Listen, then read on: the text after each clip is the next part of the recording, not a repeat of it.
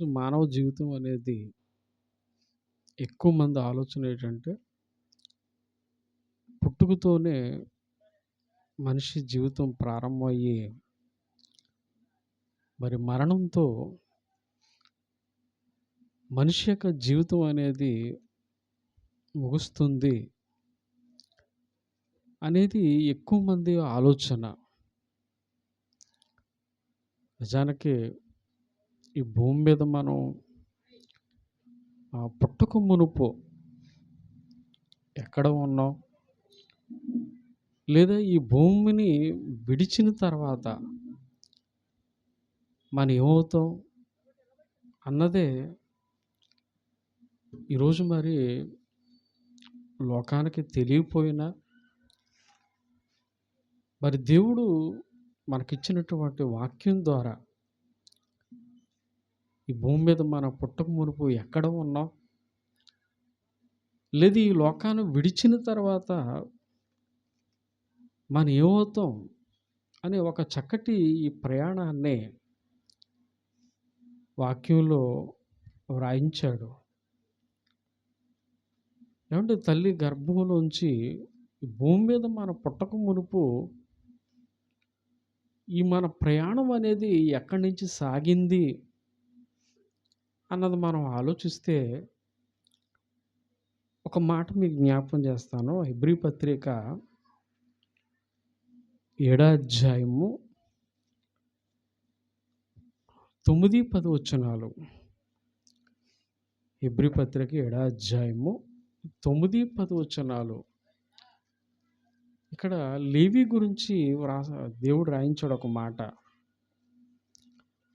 Hebrew పత్రిక 7వ అధ్యాయము 9-10 వచనాలు. అంతేకాక ఒక విధమున చెప్పిన ఎడల 10వ వంతు పుచ్చుకొను లేవియు అబ్రహాము ద్వారా దశమాంసమును ఇచ్చెను. ఎలానగా మెల్కీసెదెకు అతని పితరుని కలుసుకొనినప్పుడు లేవి అతని పితరుని గర్భములో ఉండెను. ఏమండి ఈ మాట మనం ఆలోచిస్తే, అంటే దశమ భాగం అనేది ఇశ్రాయేలీయులు 12 గోత్రాల్లో ఏమండి మిగిలిన గోత్రాలు ఎవరికి ఇవ్వాలంటే లేవి గోత్రానికి ఇవ్వాలి. ఎందుకంటే దేవుని యొక్క యాజక సేవ అనేది వాళ్ళే జరిగించేవారు. దేవుడు వాళ్ళని ఎన్నుకున్నాడు. కనుక దశమ భాగం తీసుకుంటున్న నేను కూడా దశమ భాగం ఇచ్చాను అని అంటున్నాడు లేవి గారు. నువ్వెప్పుడు ఇచ్చావు అని అడిగినప్పుడు, మరి ఏమండి లేవి తండ్రి ఎవరో? యాకోబు. యాకోబు తండ్రి ఇస్సాకు. ఇస్సాకు తండ్రి అబ్రహాం గారు. ఈ అబ్రహాము మెల్కీసెదెకుకు దశమ భాగం ఇచ్చినప్పుడు నేను కూడా ఇచ్చాను అంటున్నాడు. ఎందుకంటే మెల్కీసెదెకు కలిసినప్పుడు నేను అబ్రహాము గర్భంలో నేను ఉన్నాను అంటున్నాడు. ఎవరి గర్భంలో ఉన్నాడంటే ఈయన అబ్రహాము గర్భంలో. ఆలోచించండి. కనుక బైబిల్ ప్రకారం మనం ఆలోచిస్తే అండి, మనం అందరం తండ్రుల గర్భాల నుంచి వస్తున్నాం. మనం అవునా కదా? మనం అందరం తండ్రుల గర్భాల్లోంచి ఈ భూమి మీదకి మనం వస్తున్నాం. అందుకే బైబిల్లో అబ్రహాము ఇస్సాకును కనేను, ఇస్సాకు యాకోబును కనేను. కనుక లోకానికి తెలిసింది ఏంటంటే, ఏమండి తల్లి ఆకారం ఇస్తుంది. ఆలోచించండి. కనుక ఈ భూమి మీదకి మనం తండ్రుల గర్భాల ద్వారా ఈ భూమి మీదకి వస్తున్నాం మనం. కనుక తల్లి గర్భంలోంచి ఈ భూమి మీదకి రాక మునుపు ఏమండి ఇలా ఒకరి తర్వాత ఒకరు ఆయా తండ్రులోంచి అలా మనం ప్రయాణించుకుంటూ మన ప్రారంభం ఎక్కడ అన్నది మనం ఆలోచిస్తే అండి, ఆదాము. అర్థమవుతుందండి? ఆదాములోకి మనం వచ్చేసాం మనం. ఇప్పటికి సుమారు ఆదాముకి ఇప్పటికి ఉన్న కాలం సుమారు వయస్సు ఎంతంటేనండి 6000 సంవత్సరాలు అని లెక్కలు చెప్తున్నాయి సుమారు. అంటే 6000 సంవత్సరాల క్రితమే మన ఆదాములోకి వచ్చేసాం మనం. అలా ఆదాములోకి మరి ఎంతకాలం ఉన్నాం అన్నది ఎవరికీ తెలీదు. కనుక ఆదాములోంచి ఆయా తండ్రుల ద్వారా ఈ భూమి మీదకి మనం రావటం అనేది జరిగింది. ఈ కాలం ఎంత అంటే 6000 సంవత్సరాల కాలం మన ప్రయాణం. ఇది మొదటి ప్రయాణం అంటారు. ఇది భూమి మీదకి మనం రాకమునుపు జరిగిన ప్రయాణం ఇది. ఆయా తండ్రుల ద్వారా భూమి మీదకి మనం వచ్చాం మనం. కనుక భూమి మీద వచ్చినది మొదలుకొని మనం మరణించినంత వరకు ఉన్నటువంటి ఈ ప్రయాణం ఇది రెండో ప్రయాణం. ఇది ఎంతకాలం ఇది? ఒక 60 కావచ్చు, 70 కావచ్చు. ఇది రెండో ప్రయాణం. ఇక ఈ శరీరాన్ని విడిచిన తర్వాత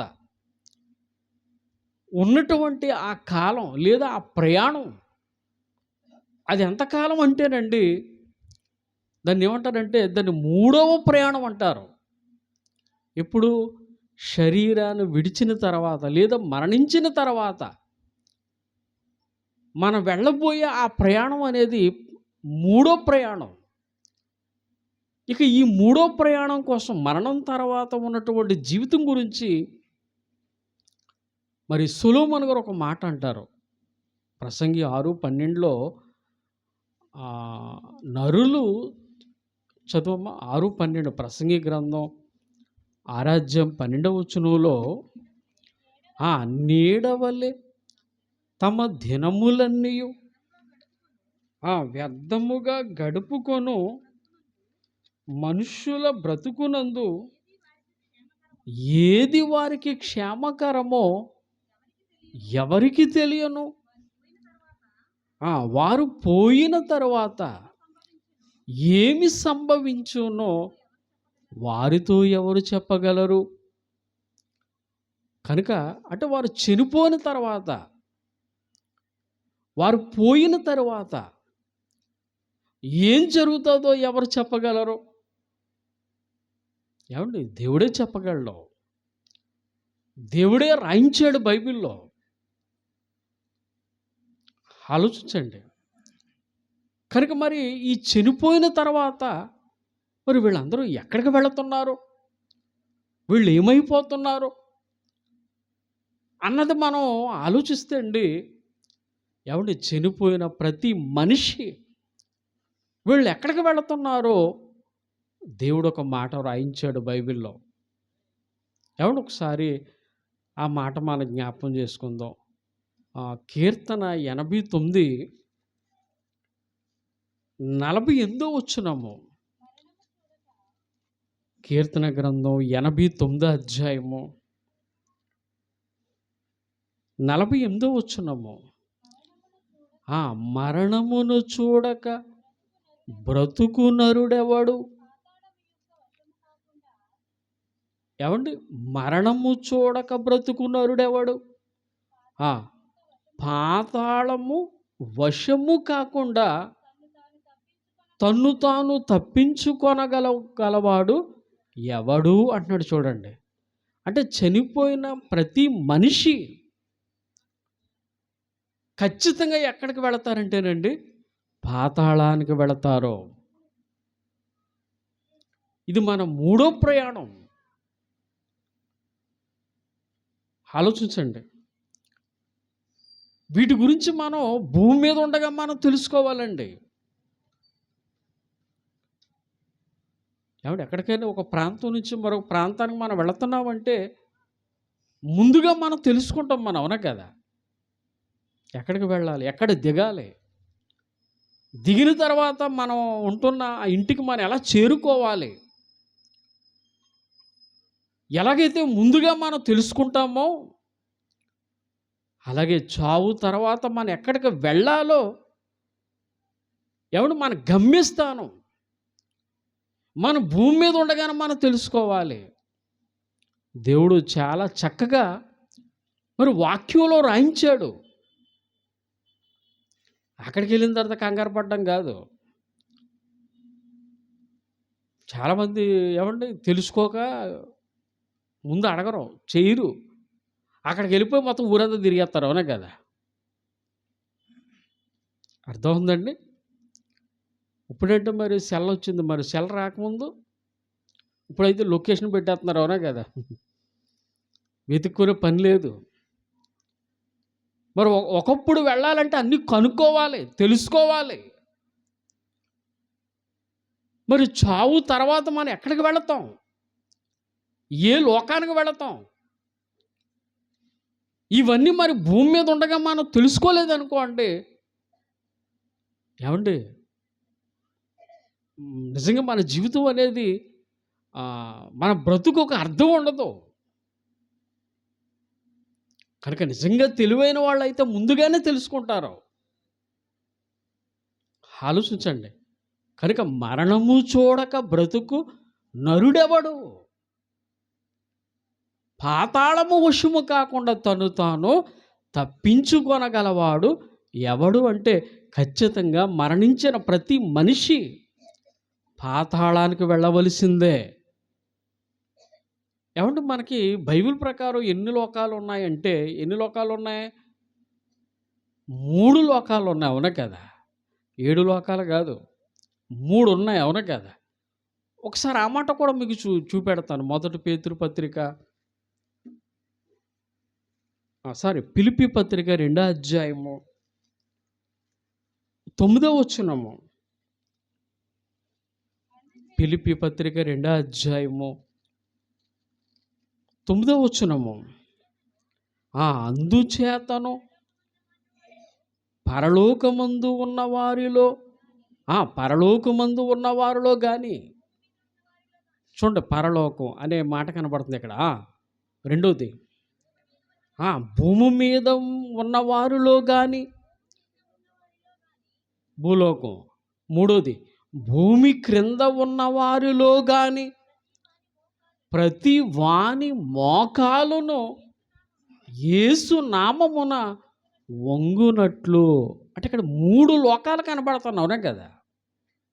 1 పరలోకం, 2 భూలోకం, 3 భూమి క్రింద ఉన్న లోకం. ఎంత క్లియర్గా ఉంది చూడండి. కనుక ఈ భూమి మీదకి రాకమునుపు మన పరలోకంలో ఉన్నాం. అందుకే దేవుడు ఏమన్నాడు వాక్యంలో? తరతరముల నుండి మాకు నివాస స్థలము నీవే. కనుక ఆయన నిజంగా తండ్రిలో ఉన్నాం ఒకప్పుడు మనం అందరం కూడా. ఆయన నుండి మనం ఆదాములోకి వెళ్ళాం మనం అందరం. ఆలోచించండి. కనుక పరలోకం, భూలోకాన్ని విడిచిన తర్వాత మనం ఎక్కడికి వెళతామంటే పాతాళలోకం. అందుకే మరొక మాట మనం ఆలోచిస్తే, క్రిందనున్న పాతాళ లోకం తప్పించుకొనవలెనని అనే మాట ఉంటుంది వాక్యంలో. అంటే పాతాళ లోకం అనేది ఎక్కడుంది? ఎందుకని? భూమి క్రింద ఉన్న లోకం. దాన్ని పాతాళ లోకం అన్నాడు. ఇక పాతాళ లోకానికి మరొక పేరు ఏంటంటే, ఒకసారి మీకు జ్ఞాపకం చేస్తాను. పాతాళ లోకానికి మరొక పేరు ఆదికాండం 42వ అధ్యాయము 38వ వచనం. ఆదికాండం 42వ అధ్యాయము 38వ వచనము. అయితే అతడు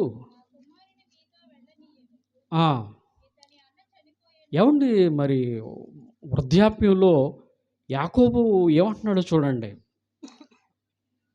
చదవమ్మా.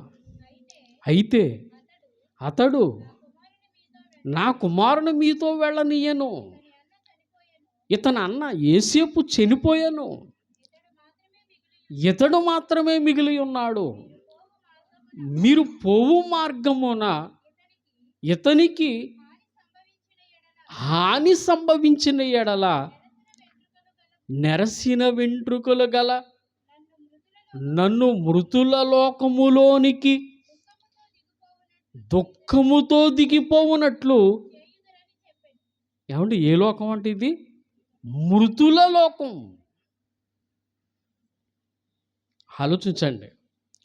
కనుక పాతాళ లోకానికి మరొక పేరు ఏంటంటే మృతుల లోకం.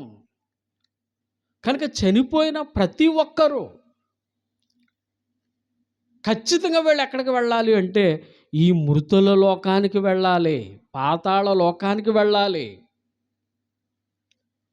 ఏమండి, నిజంగా మరి ఈ ఇందాక మనం ప్రారంభంలో చదువుకున్నాం కదా, నరుడు చనిపోయిన తర్వాత ఏమి జరుగునో ఎవరు తెలియజేతురు అన్నాడు కదా దేవుడు, సొలొమోను గారు. ఏమండి, మనిషి మరణించిన తర్వాత ఏమవుతాడు, ఎక్కడికి వెళతాడు అన్నది చాలా స్పష్టంగా దేవుడు క్రొత్త నిబంధనలో యేసుక్రీస్తు వారు ధనవంతుడు లాజరు చరిత్ర అనేది రాశాడండి. అవునా కదా? ఇది కథ కాదండి, జరిగిన యథార్థ గాథ. కథలోని ఏమండి గాథలోని కల్పితమైన లేనిపోని కొత్త పేర్లు ఉండవు. కథ అంటే ఊహించి చెప్పింది, గాథ అంటే జరిగింది. కనుక చరిత్రలో ధనవంతుడు ఉన్నాడు, లాజరు ఉన్నాడు. అవునా కదా? కనుక కథ వేరు, గాథ వేరు. కనుక చనిపోయిన తర్వాత మన జీవితం ఏమవుతుందో కళ్ళకు కట్టినట్టుగా రాయించాడండి దేవుడు. ఎందుకంటే దీన్ని చూసైనా మనకి బుద్ధి రావాలి, జ్ఞానోదయం కలగాలి. కనుక ఒకనాడు జరిగినటువంటి యథార్థమైనటువంటి సంఘటన ఈ ధనవంతుడు లాజరు. లోకసువార్త 16వ అధ్యాయము. వీళ్ళు చనిపోయిన తర్వాత వీళ్ళు ఎక్కడికి వెళ్ళారో ఒక్కసారి చూడండి. లోకసువార్త 16వ అధ్యాయము 22, 23. ఏమండి, ఆ దరిద్రుడు చనిపోయి దేవదూతల చేత అబ్రహాము రొమ్మున ఆనుకొనుటకు కొనుపోబడెను. ఏమండి, ఆలోచించండి. లాజరు చనిపోయాడు. ఈ లాజరు చనిపోయిన వెంటనే ఎక్కడికి వెళ్ళాడు? ఎంతకని అబ్రహామును రొమ్మున ఆనుకోవడానికి ఏమండి దేవదూతల చేత ఇతను కొనుపోబడ్డాడు. బాగా ఆలోచించండి. ఇతనిది మంచి చావు. కనుక ఇతను చనిపోయిన వెంటనే దేవదూతలు వచ్చారు, ఇతను అబ్రహామును రొమ్మున ఆనుకోవడానికి తీసుకుని వెళ్ళారు. ఆలోచించండి. నెక్స్ట్, అప్పుడు అతడు ఏమండి 23వ వచనం ధనవంతుడు గురించి చెప్తున్నాడు చూడండి. ధనవంతుడు కూడా చనిపోయి, ధనవంతుడు కూడా చనిపోయి, ఏమండి లాజరు చనిపోయాడు. అతడు దేవదూతల చేత ఏమో అబ్రహాము రొమ్మున ఆనుకోవడానికి వెళ్ళాడు ఒక వ్యక్తి. ఇతను వెళ్ళింది పాతాళ లోకమే. ఇతను ధనవంతుడు చనిపోయి పాతి పెట్టబడెను. అప్పుడు అతడు పాతాళములో బాధపడుచు, అంటే పాతాళానికి వెళ్ళిన వెంటనే బాధ మొదలైపోయిందండి. అవునా కదా? నీళ్ళు గురించి మొరపెడుతున్నాడు, నీటి చుక్క కోసం ఏమండి అడుగుతున్నాడండి, ప్రాధేయపడుతున్నాడు. అంటే లాజరు ఏమండి ఈ పాతాళ లోకం అనేది ఇక మీకు అర్థం అవటానికి 26వ వచనం చూడండి. 26వ వచనం. అంతేకాక ఇక్కడ నుండి ఏమండి ఇక్కడ ఉన్నటువంటి ధనవంతుడు అక్కడ ఉన్నటువంటి అబ్రహాముతో అడుగుతున్నాడు, కొంచెం నీ దగ్గర నాకు కొంచెం నాలుకను చల్లార్చుటకు ఒక నీటి చుక్క ఇమ్మంటున్నాడండి, అవునా కదా? పాతాళ లోకం అనేది ఎలాంటిదంటేనండి, ఒక ప్రక్కేమో నీతిమంతులున్న స్థలం, నెమ్మది పొందు స్థలం. ఒక ప్రక్కేమో అనీతిమంతులున్న స్థలం. అంటే చనిపోయిన వెంటనే దేవుని కోసం నిజంగా ఇందాక సహోదరులు చెప్పారు కదా, మన ముగింపు కనుక బాగుంటే, దేవుళ్ళో కనుక మనం చనిపోతే లాజర్లాగా నీతిమంతులున్న చోటుకు వెళతాం మనం. దానికి దేవుడు పెట్టిన పేరు ఏంటంటే నెమ్మది పొందు స్థలం, విశ్రాంతి గల చోటు. అది విశ్రాంతి తీసుకునే చోటు. ఆలోచించండి, ఒకవేళ దేవుని కోసం మనం బ్రతకుండా చనిపోయామనుకోండి, ఏమండి, ధనవంతుల్లాగా దీన్ని ఏమన్నాడంటే బైబిల్లో నరకం లేదా వేదన పడే స్థలం. కనుక ఈ రెండు ప్రాంతాలకి మధ్యలో ఏముందంటేనండి, ఏముంది? అగాధం అనేది ఉంచబడి ఉన్నది. ఇప్పుడు మీరు మనసులో పెట్టుకుని మాట చదవండి. అంతేకాక ఎక్కడ నుండి మీ వద్దకు దాటగోరువారు దాటిపోజాలకుండానట్లు అక్కడి వారు మా యొద్దకు దాటి రాజాలకుండానట్లును మాకును మీకును మధ్య మహా అగాధము ఉంచబడి ఉన్నది. ఏముందట? అక్కడ వారు ఇక్కడికి కానీ, అంటే నీతిమంతులు ఉన్న చోటు నుంచి అనీతిమంతులు ఉన్న చోటుకు రావడానికి కానీ, అనీతిమంతులు ఉన్న చోటు నుండి నీతిమంతు దగ్గరికి వెళ్ళడానికి కానీ ఎట్టి పరిస్థితుల్లో అవకాశం లేదు. ఏమండి, ఎక్కడ ఎండాకాలంలో భూమి మీద ఎక్కడికి వెళ్ళినా నీళ్లు దొరుకుతాయి. నీళ్ళు అవసరత మనకు బాగా తెలిసింది ఈ కాలమే, ఆహారం లేకపోయినా, అవునా కదా? కానీ అక్కడ ఉన్నటువంటి ఆ లోకంలో ఏమండి, మనం చనిపోయిన వెంటనే నరకానికి మనం కనుక వెళ్ళామనుకోండి, నీటి చుక్క కూడా దొరకని లోకం అది. కనికరం దయ లేని లోకం. ఆలోచించండి. కనుక ధనవంతుడు అడిగినా సరే ఇక ఎట్టి పరిస్థితుల్లో కూడా అవకాశం లేదని చెప్తున్నాడు అబ్రహాం గారు.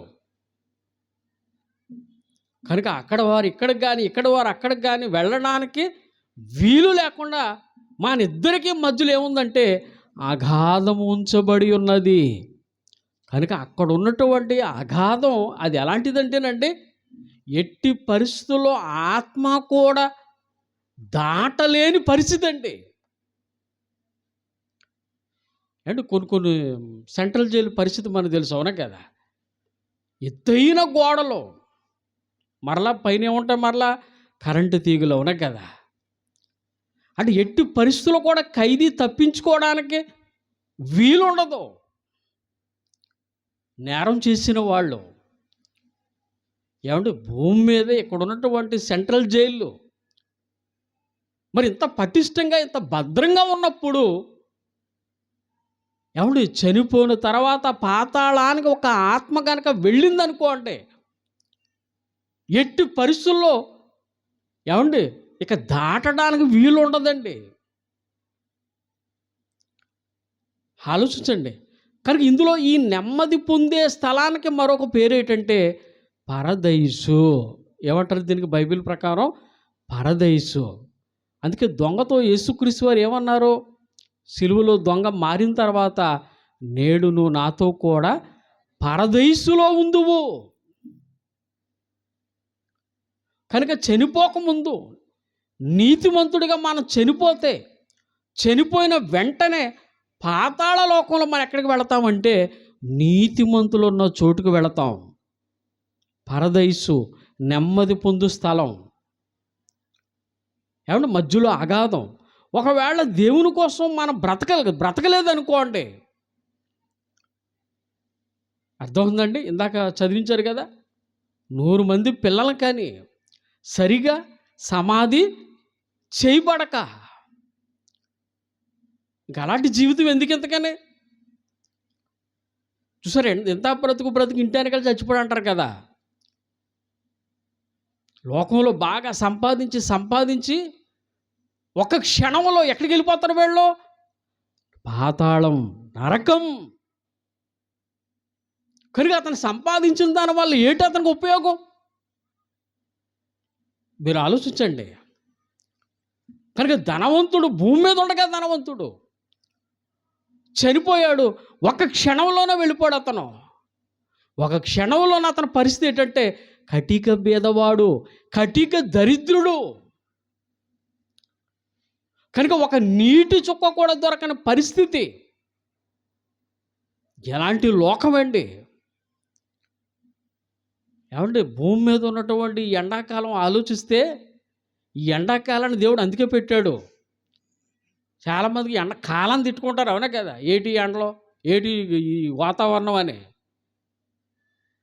రేపు పొద్దున్న చనిపోయిన తర్వాత దీనికంటే బాగుంది, దీనికంటే 100 రెట్లు. ఇక్కడైతే కొన్ని రోజుల్లో ఏమన్నా వర్షాకాలం వస్తుంది మరలా, అవునా కదా, అక్కడ అలాంటిదే ఉండదు. 365 రోజులు కూడా ఇలాంటి పరిస్థితే. అందుకే ఇది ఎంత భయంకరమైనటువంటి లోకం అంటేనండి, సొలొమోను గారు ఒక చక్కటి మాట రాశారు. సామెతల గ్రంథం 15వ అధ్యాయము 24వ వచనంలో, అందరూ చూడండి ఒకసారి. సామెతల గ్రంథం 15వ అధ్యాయము 24వ వచనము. క్రిందనున్న పాతాళ లోకం తప్పించుకొనవలనని బుద్ధిమంతుడు పరమునకు పోవు జీవ మార్గమున నడుచుకొనును. అంటే క్రిందనున్న పాతాళ లోకం తప్పించుకోవాలని బుద్ధిమంతుడట ఏమంటే భూమి మీద ఉండగా పరమునకు పోవు జీవ మార్గములో నడుచుకుంటారట. కనుక భూమి మీద ఉన్నటువంటి ప్రమాదాలు వీటి కోసం మనకు తెలుసు. అర్థం ఉందండి? రోడ్డు ప్రమాదాలు, లేదా విమాన ప్రమాదాలు, లేదా ట్రైన్ ప్రమాదాలు వీటి గురించి మనకు తెలుసు. కానీ ఏమంటే పాతాళ లోకం అనేది మనం వెళ్ళకూడని ఒక భయంకరమైన లోకం. అందులో నరకం. ఏ ఒక్కరూ వెళ్ళకూడదు. అందుకేనండి దేవుడండి ఇంత చక్కటి గ్రంథాన్ని ఇచ్చాడు. మన శరీరాన్ని విడిచిన తర్వాత కూడా ఎలాంటి పరిస్థితులు ఉన్నాయో ముందుగానే దేవుడు రాయించాడండి. ఒకసారి మీరు ఆలోచించండి. ఏమండి, నరకం అనేది ఉందగనకనే మనిషి తన మాటల్లో చూడండి ఏమంటాడు, అయ్య బాబు నరకంలా ఉందంటారు, అవునా కదా. అలా అని నువ్వు ఊహించినంత సులువుగా ఉండదు నరకం. చాలామంది ఏమంటారు, రాత్రి అండి దోమలండి నిద్ర ఏంటది నరకం చూపించిన అంటారు, అవునా కదా. అది చాలా చిన్నది. అది ఈరోజు అంటే ప్రయాణం అండి చాలా నరకంలా ఉందంటారు, అవునా కదా. అది చాలా చిన్నది. అది నరకం అనేది ఏమండి, అది చాలా భయంకరమైనది. రోజు ఏడుపు, రోజు పండ్లు కొరుకుట అన్నాడు, అవునా కదా. నరకాన్ని దేవుడు బైబిల్లో మనం ఆలోచిస్తే దేంతో పోల్చాడు? ఎందుకని కటిక చీకటి, గాఢాంధకారం.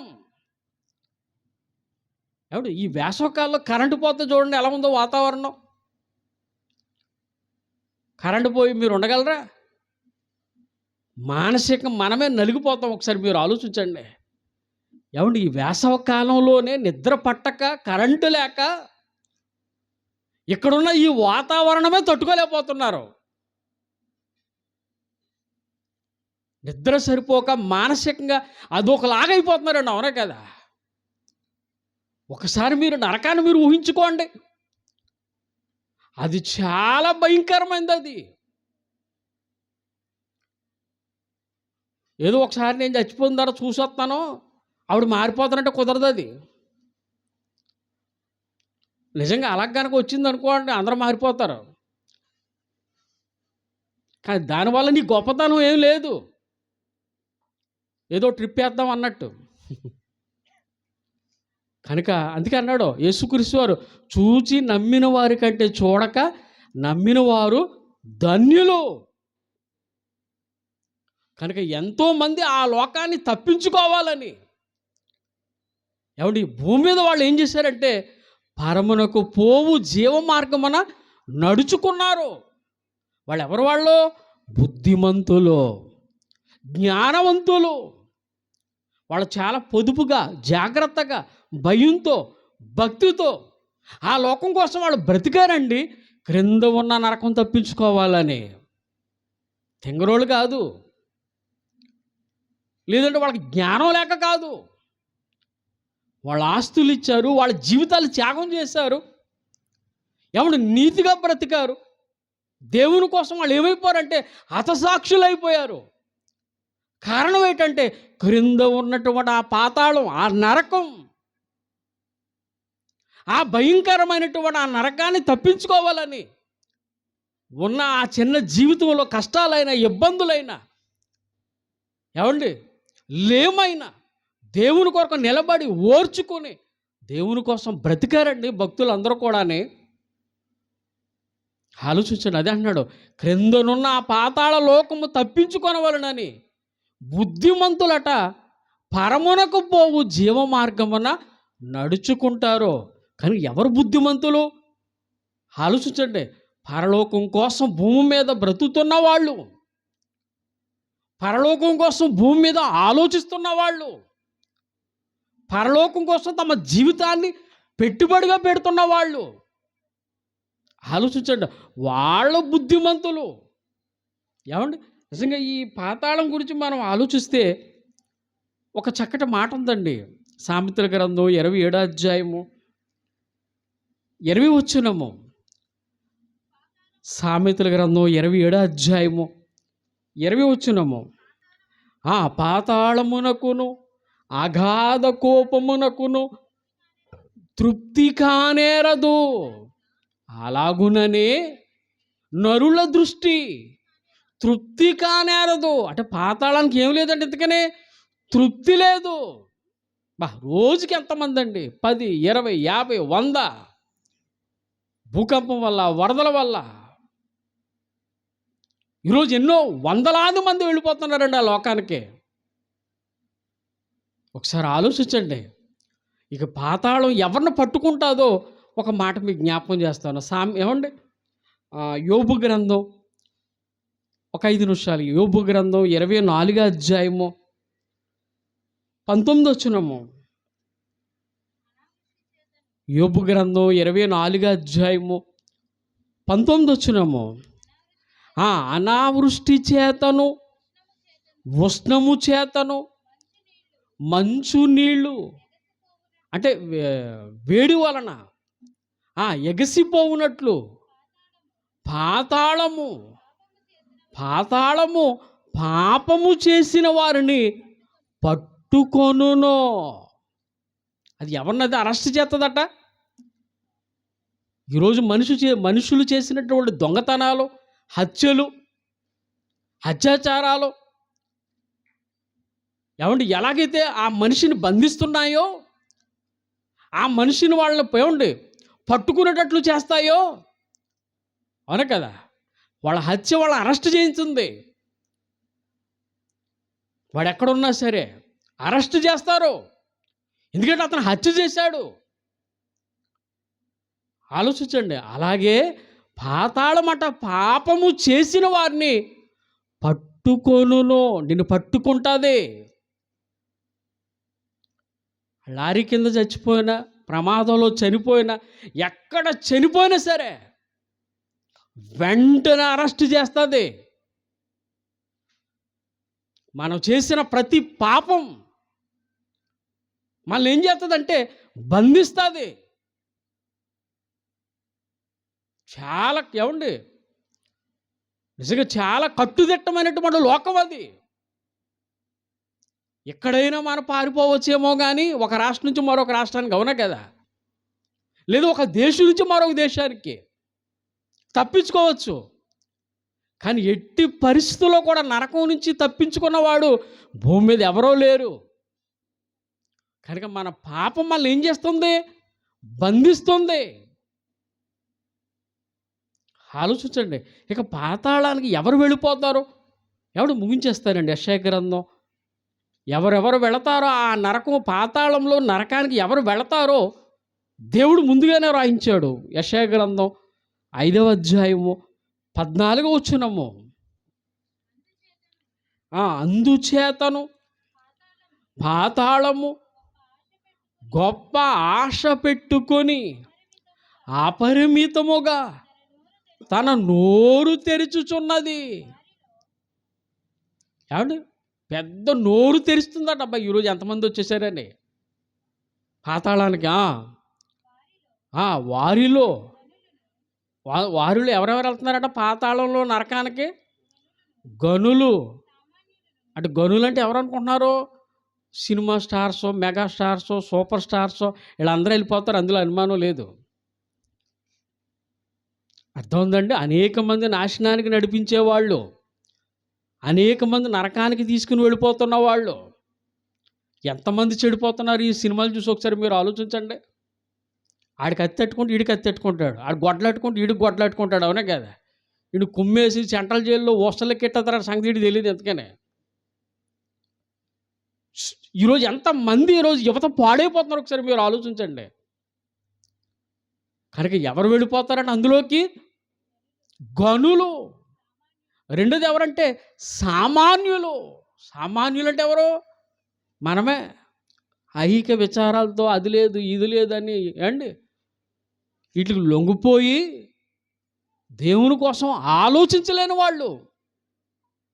ఆయన రాజ్యాన్ని, నీతిని మొదట వెతకండి అని దేవుడు చెప్పినా సరే పట్టించుకోకుండా పరిస్థితులకు లొంగిపోయి దేవుని మాట నమ్మని వారు, సామాన్యులు కూడా వెళ్ళిపోతారట ఆ నరకంలోకి, పాతాళంలో.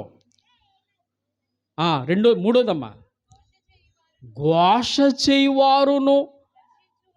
ఘోష చేయవారంటే ఎదుటి వాళ్ళు చూసి ఏడ్చేవాళ్ళు. 24 గంటలు ఏడిపే. అది ఎవరిని ఎదుటోళ్ళు ఇల్లు కట్టుకుంటారనుకో, ఈవిడ తట్టుకోలేదు ఎంతకనే. ఆడ కొనుక్కున్నా, ఆడకు ఒక ఇల్లు కట్టుకున్నా ఈవిడ అసలు ఓర్చుకోలేదు. 24 గంటలు ఎదుటి వాళ్ళు చూసి ఏడవడమే కొంతమంది. ఈ ఏడుపు చచ్చిపోయిన తర్వాత కూడా కంటిన్యూ అయిపోద్ది. నరకం మన ఏటది కాదు, ఒక మాట ఉంటుంది, ఏటది, పళ్ళు కొరుకుటయో ఏడ్చుటయో. ఇంకా రాసేసుకోవచ్చు. అందుకే ఈ అసూయ పడేవాళ్ళు, ఎదుటి వాళ్ళు చూసి ఏడ్చేవాళ్ళు 100కి 100 వెళ్ళిపోతారు నరకానికి, అందులో అనుమానం లేదు. ఇక్కడ ఆపనే, చచ్చిపోయిన తర్వాత కూడా ఆపనే. కనుక ఎదుటి వాళ్ళు చూసి ఘోష చేయవారు, వీళ్ళకు ఉన్నదాన్ని చూసి సంతృప్తులు అందరూ. ఎదుటి వాళ్ళు చూసి 24 గంటలు ఏడ్చేవాళ్ళు. ఆలోచించండి. కనుక ఘోష చేయవారు. 4వది ఎవరంటే హర్షించువారు. ఏంటి? సాయంత్రం అయ్యేసరికి చూడండి ఆ క్లబ్బుల్లో, పబ్బుల్లో విపరీతమైనటువంటి ఎంజాయ్ అండి. అవునా కదా? తీర్థంలా ఉంటున్న బళ్ళు, ఏమండి, బార్ అండ్ రెస్టారెంట్ల దగ్గర, బారుల దగ్గర రాత్రి అయ్యేసరికి చూడండి వాతావరణం మారిపోతుంది. సంపాదించడం, ఎంజాయ్ చేయడం, సంపాదించడం, ఎంజాయ్ చేయడం. అందుకంటాడు దేవుడు, వారు శ్రేయస్సు కలిగి తమ దినములు గడుపుదురు, ఒక క్షణములోనే పాతాళమునకు దిగుదురు. సాయంత్రం అయ్యేసరికి ఎంజాయ్ చేసేవాళ్ళు, అంటే తమ శరీరాన్ని సుఖపెడుతున్న వాళ్ళు. కనుక వీళ్ళందరూ కూడా ఎక్కడికి వెళ్ళిపోతారంటే నరకానికి వెళ్ళిపోతారు. ఆలోచించండి. కనుక క్రిందనున్న ఆ లోకం తప్పించుకోవాలి. తప్పించుకోలేదని కూడా మనం కూడా మోసపోతాం మనం. ఆలోచించండి. ఏమండి, నిజంగా దయ్యాల గురించి బైబిల్లో యేసుక్రీస్తు వారు ఒక మాట అంటారు. దయ్యాలు ఒక మాట అంటే, యేసు సర్వోన్నతుడైన దేవుని కుమారుడా. మమ్మల్ని పాతాళ లోకానికి పంపించడానికి మాకు ఆజ్ఞాపించవద్దు. ఎంత విచిత్రం చూసారా? దయ్యాలకి ఏ లోకం అంటే భయం? పాతాళ లోకం అంటే భయం. కానీ మనకు భయం లేదు. మనకు దయ్యాలంటే భయం. అర్థమవుతుందండి? దయ్యాలకి పాతాళ లోకం అంటే భయం. దీన్ని బట్టి పాతాళ లోకం, ఆ నరకం అనేది ఎంత భయంకరం ఒకసారి మీరు ఆలోచించండి. కనుక అనుక్షణం దానికి మనం భయపడాలి. ఇక చివరికి ఒక మాట మీకు చూపెడతాను. యోబు గ్రంథం 7వ అధ్యాయము 9వ వచనము. యోబు గ్రంథం 7వ అధ్యాయము 9వ వచనము. మేఘము విడిపోయి అదృశ్యమగునట్లు పాతాళమునకు దిగిపోయిన వాడు మరి ఎప్పుడునో రాడు. తిరిగి రాని లోకం అది, తిరిగి రాని దేశం అది. కనుక ఆ లోకానికి మనం వెళ్లకుండా ఉండాలి అంటే,